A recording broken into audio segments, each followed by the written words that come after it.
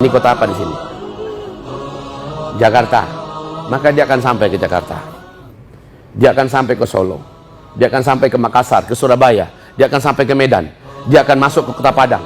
Dia akan masuk ke kota-kota besar di muka bumi. Di setiap negara ada berapa kota-kota besarnya. Dia akan masuk.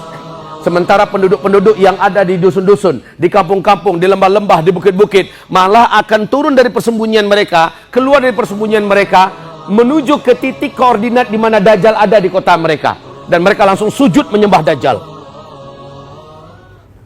Dajjal itu membawa kesaktian, sihir, dan kekuatan magic yang tidak terkalahkan, yang menjadikan seluruh dukun dan ahli-ahli sihir satu bumi sujud menyembah Dajjal. Jadi ketika dia masuk ke sebuah kota, sihirnya langsung disebarnya, magicnya langsung disebarnya. Orang-orang yang ada bersembunyi, kalau dia tidak mengetahui trik-trik supaya terlindungi dari kekuatan sihir dan magicnya Dajjal, maka dia akan merasa tersedot keluar dari persembunyiannya untuk bertemu dengan Dajjal. Ada beberapa petunjuk Nabi agar kamu selamat dari Dajjal. Yang melakukan ini, dia pasti selamat. Yang melakukan ini, pasti dia akan selamat. Dia melakukan ini, maka Allah akan menjaganya. Ini yang perlu Bapak Ibu pelajari nanti ya.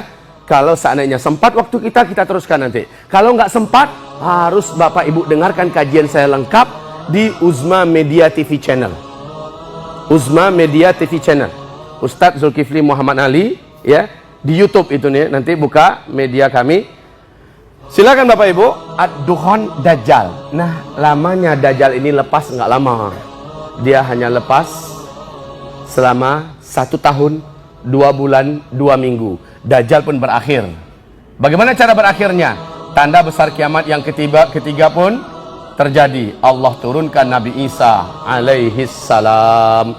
Ijma' para ulama ahlus sunnah wal jamaah mengatakan Isa dengan ruh dan jasadnya sekarang ini masih ada di langit dunia.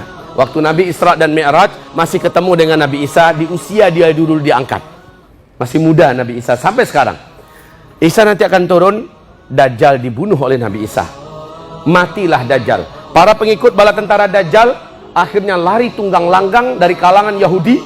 Mereka bersembunyi, kemana saja mereka sembunyi. Alam tempat mereka bersembunyi itu Allah izinkan berbicara. Ya Muslim, hadza Yahudiyu warai ta'ala faqtulhu. Hai Muslim, sinilah.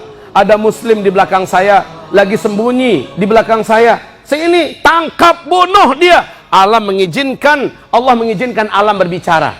Jadi saat itu seluruh orang Yahudi di muka bumi, kata Rasulullah, habis sehabis-habisnya.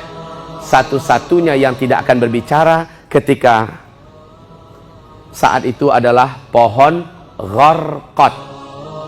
Illal gharqad, kata Nabi, fa innaha syajarul yahud, kecuali pohon gharqad. Maka pohon gharqad itu adalah pohonnya Yahudi.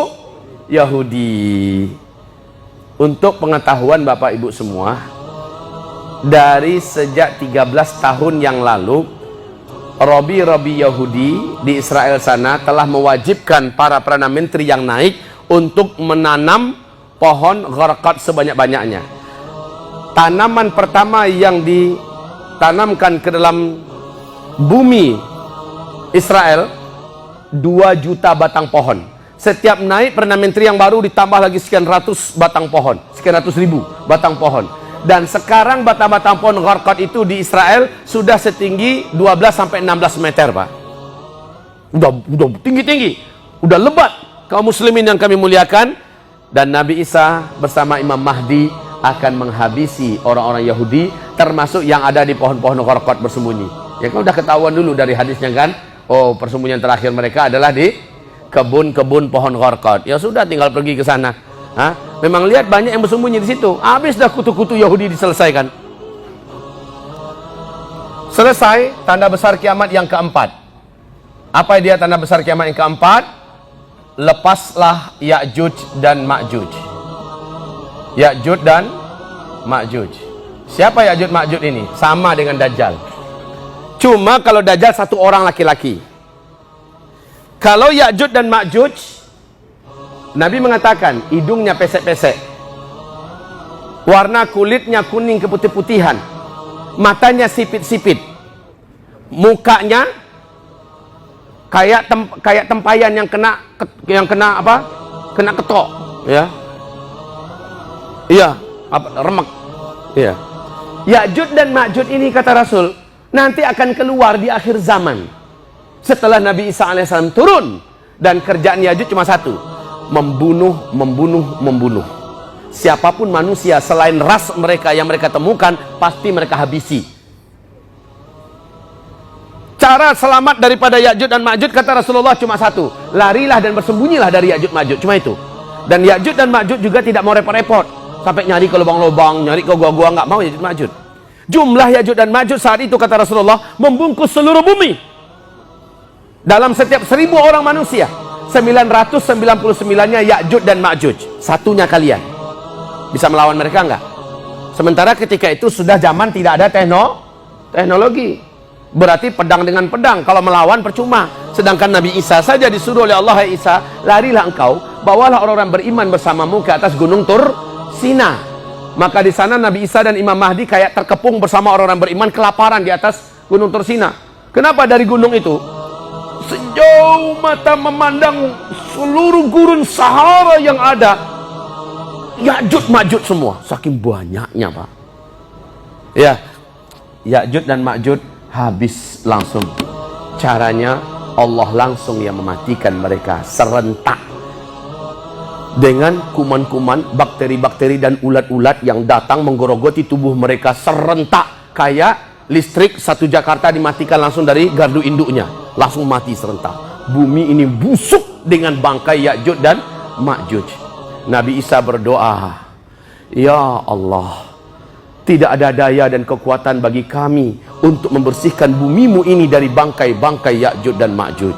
Ya Allah, bersihkanlah bumimu ini dengan kekuasaan dan kekuatanmu." Maka kata Rasulullah, mendadak langit yang terang benderang menjadi gelap gulita seperti tengah malam. Terang benderang siang hari, langsung gelap gulita seperti tengah malam. Tidak ada setitik pun cahaya matahari lagi yang masuk. Ada apa ternyata? Dari langit burung-burung yang sangat banyak sedang menukik menuju ke arah bumi. Rasul mengatakan burung-burung tersebut bentuk lehernya dan besar lehernya sama dengan leher onta-onta kalian hari ini. Kebayang nggak besarnya burung-burung itu? Sudahlah, itu banyak yang menjadikan langit langsung gelap gulita. Udahlah, nggak kebayang kalau begitu. Seimbang dengan bangkai-bangkai Ya'juj dan Ma'juj yang akan dibawa. Maka burung ini menukik, setiap burung membawa bangkai Ya'juj dan Ma'juj. Pertanyaan sekarang muncul, Ustadz, sebanyak itu Ya'juj dan Ma'juj, di manakah Allah sembunyikan mereka sekarang? Dan burung-burung yang besar-besar dan sebanyak itu, di mana posisinya sekarang? Maka jawaban yang paling ringkas, jawaban yang tidak akan menimbulkan pertanyaan lagi adalah entah. Allahu a'lam, saya nggak tahu.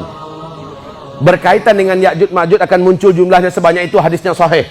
Berkaitan dengan burung yang nanti akan datang menukik ke arah bumi menyebabkan langit menjadi gelap gulita, hadisnya sahih. Tapi di mana Ya'juj dan Ma'juj pastinya sekarang Allah sembunyikan. Di mana dan bagaimana burung-burung itu sekarang Allah sembunyikan, itu bukan urusan saya. Saya nggak tahu, titik. Jadi jangan tanya lagi.